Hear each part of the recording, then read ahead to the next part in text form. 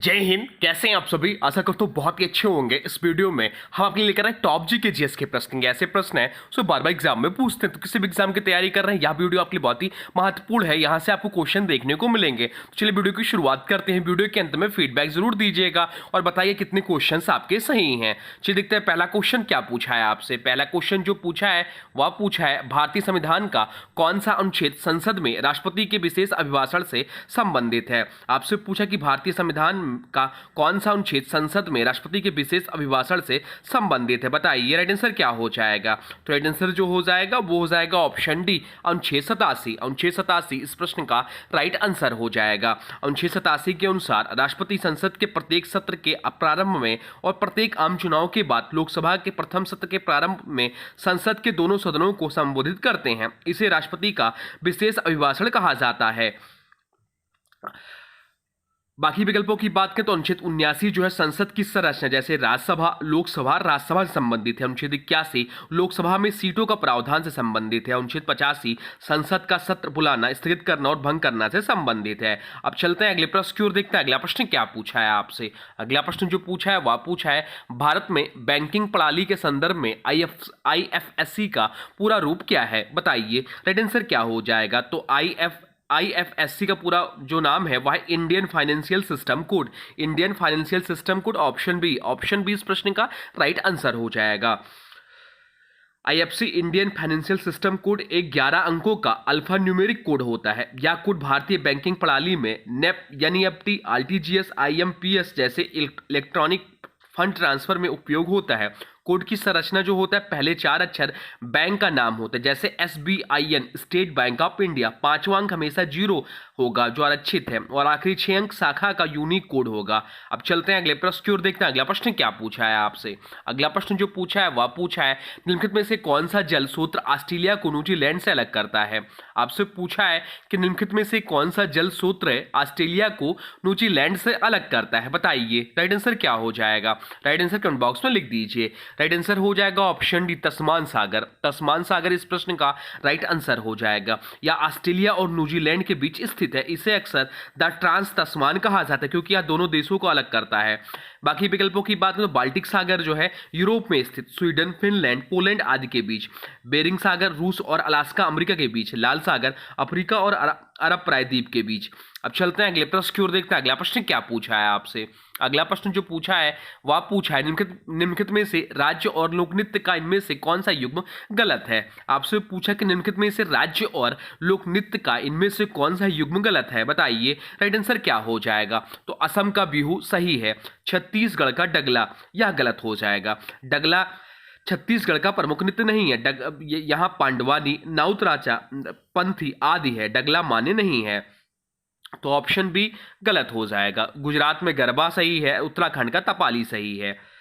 असम बिहू या सही है, असम का प्रसिद्ध लोक नृत्य है। गुजरात का गरबा या भी सही है, गुजरात का प्रसिद्ध नृत्य। उत्तराखंड में तपाली उत्तराखंड का पारंपरिक नृत्य है। तो ऑप्शन बी जो है यह गलत हो जाएगा। इसलिए यह प्रश्न, यह ऑप्शन भी सही हो जाए, गलत युग्म छांटना था। अब चलते हैं अगले प्रश्न की ओर, देखते हैं अगला प्रश्न क्या पूछा है आपसे। अगला प्रश्न जो पूछा है वह पूछा है 6वें संविधान संशोधन अधिनियम 2002 के माध्यम से कौन सा मौलिक कर्तव्य जोड़ा गया। आपसे पूछा कि 6वें संविधान संशोधन अधिनियम 2002 के माध्यम से कौन सा मौलिक कर्तव्य जोड़ा गया, बताइए। राइट आंसर क्या हो जाएगा? राइट आंसर हो जाएगा ऑप्शन 11वां मौलिक कर्तव्य जोड़ा गया। 6वें संविधान संशोधन अधिनियम 2002 द्वारा अनुच्छेद 21 से जोड़ा गया, जिसके अंतर्गत 6 से 14 वर्ष की आयु के बच्चों को निःशुल्क और अनिवार्य शिक्षा का अधिकार दिया गया। इसी संशोधन के अनुच्छेद 51A में 11वां मौलिक कर्तव्य जोड़ा गया। 6 से 14 वर्ष के अपने बच्चों या अभिभावक को शिक्षा दिलाना प्रत्येक नागरिक का मौलिक कर्तव्य होगा। अब चलते हैं अगले प्रश्न की ओर, देखते हैं अगला प्रश्न क्या पूछा है आपसे। अगला प्रश्न जो पूछा है वह पूछा है निम्न में से कौन हर्षवर्धन के शासनकाल में भारत आया था। आपसे पूछा कि निम्न में से कौन हर्षवर्धन के शासनकाल में भारत आया था, बताइए। राइट आंसर क्या हो जाएगा? राइट आंसर हो जाएगा ऑप्शन ए, हेनसोंग। ऑप्शन ए इस प्रश्न का राइट आंसर हो जाएगा। हेनसांग, जिसका अन्य नाम जुहानजांग था। हेनसांग या जुहानजांग चीन का एक प्रसिद्ध बौद्ध यात्री था। यह हर्षवर्धन के शासनकाल में भारत आया था। 606 ईस्वी से 647 ईस्वी के बीच तक रहा। इसने कन्नौज महोत्सव हर्ष द्वारा आयोजित में भी भाग लिया। इसकी यात्रा का विवरण CU की नामक ग्रंथ में मिलता है। फाहियान गुप्त सम्राट चंद्रगुप्त द्वितीय के समय 5वीं शताब्दी में आया था। इब्न बतूता जो ऑप्शन में है, ये 14वीं शताब्दी में मोहम्मद बिन तुगलक के समय भारत आया। और मार्को पोलो भारत नहीं आया, बल्कि वह दक्षिण पूर्व एशिया व चीन की यात्रा पर गया था। अब चलते हैं अगले प्रश्न की ओर, देखते हैं अगला प्रश्न क्या पूछा है आपसे। अगला प्रश्न पूछा है पल्लव वंश के कौन से राजा संस्कृत नाटक भी लिखा करते थे। आपसे पूछा कि पल्लव वंश के कौन से राजा संस्कृत नाटक भी लिखा करते थे, बताइए राइट आंसर क्या हो जाएगा। राइट आंसर हो जाएगा ऑप्शन बी, महेंद्र वर्मन प्रथम। महेंद्र वर्मन प्रथम लगभग 630 ईसा पल्लव वंश का शासक था। यह कला, वास्तुकला और साहित्य का महान संरक्षक था। उसने मत्त विलास पहशन नामक संस्कृत नाटक लिखा था, जो एक हास्य नाटक है और उस समय के समाज व धार्मिक प्रथाओं पर व्यंग करता था। उसके शासनकाल में पल्लव कला और वास्तुकला, विशेष गुफा मंदिरों का भी विकास हुआ। अन्य विकल्पों की बात करें, राजा राजचोल चोल वंश का महान राजा तंजौर का बृहदेश्वर मंदिर बनवाया। राजसिंह नरसिंह वर्मन द्वितीय, जिसका अन्य नाम है पल्लव राजा, कांचीपुरम के कैलाशनाथ मंदिर का निर्माण कराया। विक्रमादित्य गुप्त काल के प्रसिद्ध सम्राट का उपाधि कालिदास के आश्रयदाता। अब चलते हैं अगले प्रश्न की ओर, देखते हैं अगला प्रश्न क्या पूछा है आपसे। अगला प्रश्न जो पूछा है वह पूछा है निम्न में से कौन सी पृथ्वी के वायुमंडल की सबसे निचली परत है। आपसे पूछा है कि निम्न में से कौन सी पृथ्वी के वायुमंडल की सबसे निचली परत है, बताइए राइट आंसर क्या हो जाएगा। राइट आंसर हो जाएगा ऑप्शन डी, क्षोभ मंडल इस प्रश्न का राइट आंसर हो जाएगा। क्षोभ मंडल की बात करें तो यह पृथ्वी के वायुमंडल की सबसे निचली परत है। इसकी ऊंचाई औसतन 8 किलोमीटर ध्रुवों से 18 किलोमीटर भूमध्य रेखा पर तक होती है। इस परत में मौसम संबंधी घटनाएं, बारिश, आंधी, बादल, हिमपात घटित होते हैं। यह भी पूछ लिया एग्जाम में कि किस परत में मौसम संबंधी घटनाएं होती हैं, तो क्षोभ मंडल में। इसमें वायुमंडल का लगभग 75% द्रव्यमान और अधिकांश जलवाष्प पाया जाता है। बाकी विकल्पों की बात करें तो समताप मंडल जो है वह क्षोभ मंडल के ऊपर ओजोन परत यही होता है। मध्य मंडल या यहाँ पर उल्काएं जलकर नष्ट हो जाती हैं। ताप मंडल, इसमें आयन मंडल शामिल है। रेडियो तरंगों का परावर्तन यहीं से होता है। अब चलते हैं अगले प्रश्न की ओर, देखते हैं अगला प्रश्न क्या पूछा है आपसे। अगला प्रश्न पूछा है प्योंगयांग निम्नलिखित देशों में से किसकी राजधानी है। आपसे पूछा है कि प्योंगयांग निम्नलिखित देशों में से किसकी राजधानी है, बताइए राइट आंसर क्या हो जाएगा। राइट आंसर हो जाएगा ऑप्शन बी, उत्तर कोरिया की। प्योंगयांग जो है उत्तर कोरिया की राजधानी है। बाकी आप विकल्पों की बात करें तो कंबोडिया जो दिया हुआ ये राजधानी है प्नोम पेन की। दक्षिण कोरिया जो है राजधानी है, दक्षिण कोरिया की राजधानी जो है सियोल है। वियतनाम की राजधानी जो है हनोई है। और उत्तर कोरिया की राजधानी जो है प्योंगयांग है। कंबोडिया की राजधानी क्या है, तो कंबोडिया की राजधानी प्नोम पेन है। अब चलते हैं अगले प्रश्न की ओर, देखते हैं अगला प्रश्न क्या पूछा है आपसे। अगला प्रश्न जो पूछा है वह पूछा है उस गलत युग्म का चयन करें जो सुमेलित नहीं है। उस युग्म का चयन करें जो सुमेलित नहीं है, यह आपसे पूछा है, बताइए राइट आंसर क्या हो जाएगा। तो राइट आंसर जो हो जाएगा ग्रेट विक्टोरिया मरुस्थल या ऑस्ट्रेलिया में है, या सही है। पैटागोनियन मरुस्थल अर्जेंटीना में, या भी सही है। सहारा मरुस्थल अफ्रीका महाद्वीप में, या भी सही है। कालाहारी मरुस्थल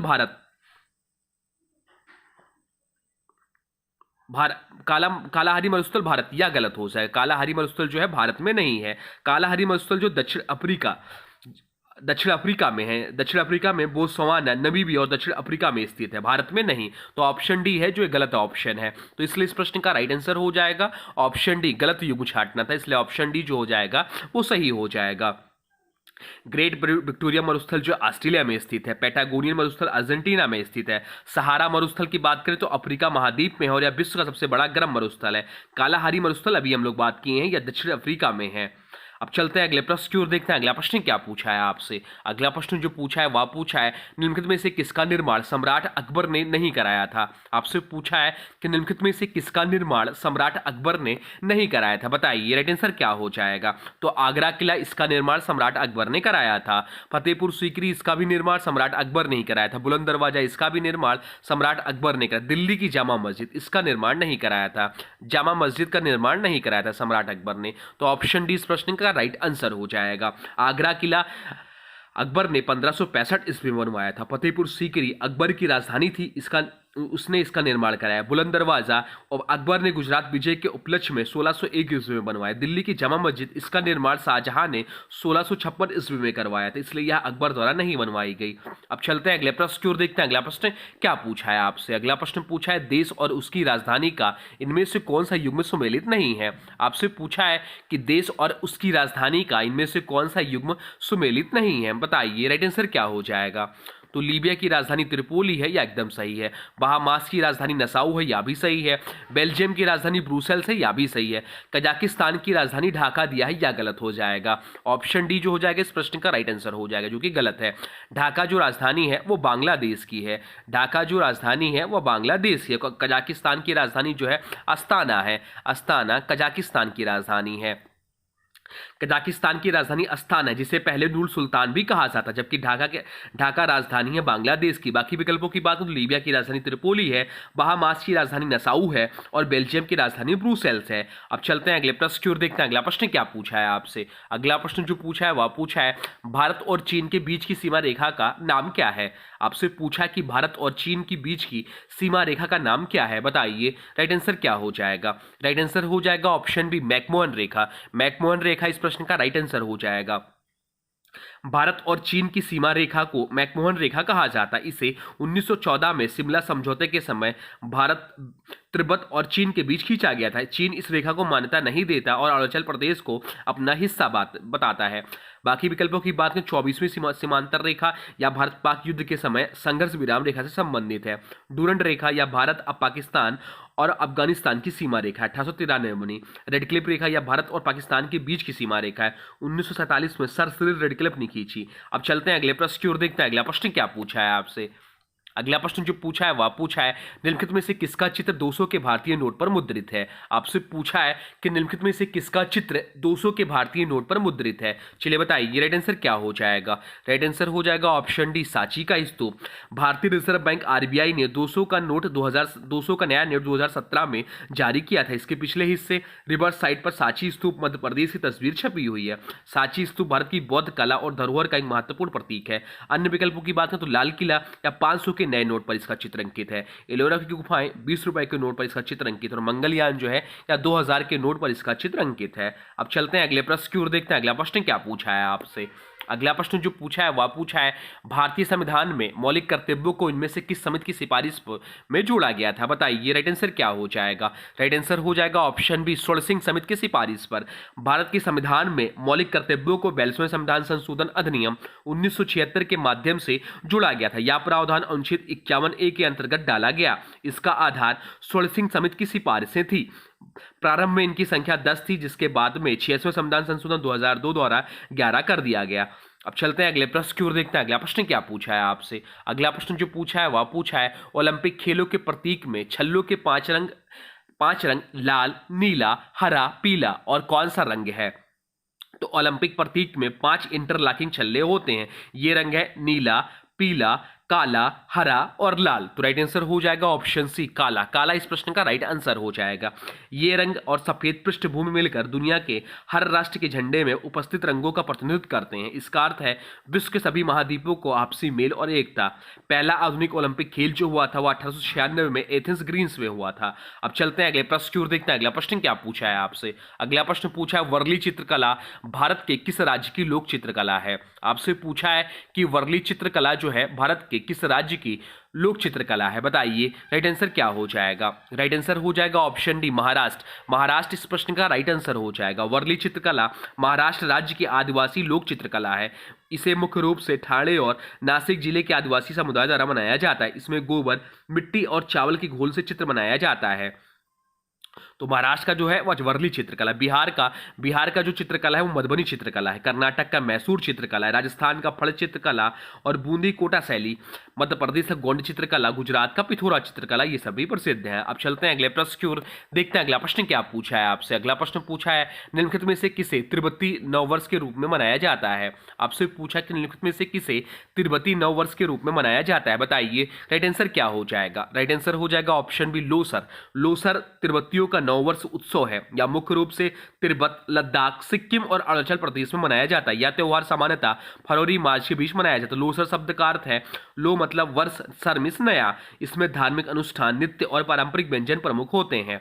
अब चलते हैं अगले प्रश्न की ओर, देखते हैं अगला प्रश्न क्या पूछा है आपसे। अगला प्रश्न जो पूछा है आपसे वह पूछा है, भारतीय संविधान के किस अनुच्छेद में उल्लेख है कि सर्वोच्च न्यायालय द्वारा घोषित कानून सभी न्यायालयों पर बाध्यकारी है? बताइए राइट आंसर क्या हो जाएगा। राइट आंसर हो जाएगा ऑप्शन सी, अनुच्छेद 141 इस प्रश्न का राइट आंसर हो जाएगा। अनुच्छेद 141 सर्वोच्च न्यायालय द्वारा घोषित कानून भारत के क्षेत्र में सभी न्यायालयों पर बाध्यकारी होगा। इसका मतलब है कि सुप्रीम कोर्ट के निर्णय सभी हाई कोर्ट्स और अन्य निचली अदालतों पर लागू होते हैं। बाकी विकल्पों की बात करें तो अनुच्छेद 142 जो है न्याय करने के लिए सर्वोच्च न्यायालय की विशेष शक्तियां इसमें निहित है। अनुच्छेद 143 राष्ट्रपति द्वारा सर्वोच्च न्यायालय से परामर्श संबंधी है। अनुच्छेद 144 सभी प्राधिकरणों का सर्वोच्च न्यायालय की सहायता करना। अब चलते हैं अगले प्रश्न की ओर, देखते हैं अगला प्रश्न क्या पूछा है आपसे। अगला प्रश्न जो पूछा है वह पूछा है, भारत में नई आर्थिक नीति निम्नलिखित में से किस वर्ष में पेश की गई थी? आपसे पूछा है कि भारत में नई आर्थिक नीति निम्नलिखित में से किस वर्ष में पेश की गई थी? बताइए राइट आंसर क्या हो जाएगा। राइट आंसर हो जाएगा ऑप्शन बी, 1991 में। भारत में नई आर्थिक नीति न्यू इकोनॉमिक्स पॉलिसी जुलाई 1991 में डॉक्टर मनमोहन सिंह तत्कालीन वित्त मंत्री द्वारा प्रधानमंत्री बीपी नरसिम्हा राव के नेतृत्व में पेश की गई थी। इस नीति का उद्देश्य भारत की आर्थिक उदारीकरण यानी कि लिबराइजेशन, निजीकरण यानी कि प्राइवेटाइजेशन और वैश्वीकरण यानी कि ग्लोबलाइजेशन करना था। इसे संक्षेप में एलपीजी नीति कहा जाता है। तो ये रहे आपके टॉप जी के जीएस के प्रश्न जो आपके आने वाले एग्जाम के लिए बहुत ही महत्वपूर्ण है। ये सभी प्रश्न जो हैं आए हुए प्रश्न है यानी कि PYQ सेट से लिए गए हैं। अब आज के वीडियो से प्रश्न है, इसका राइट आंसर आप लोग को कमेंट बॉक्स में बताना है। आज के वीडियो से प्रश्न है, भारत और चीन के बीच की सीमा रेखा का नाम क्या है? आपसे पूछा है कि भारत और चीन के बीच की सीमा रेखा का नाम क्या है? इसका जो राइट आंसर हो कमेंट बॉक्स में बता दीजिए। और हाँ देखिए, अभी तक आपने वीडियो को लाइक नहीं किया है तो प्लीज वीडियो को लाइक कर दिया करिए मेरे बिना कहे ही, और चैनल पर नए हैं चैनल को सब्सक्राइब भी कर लीजिए।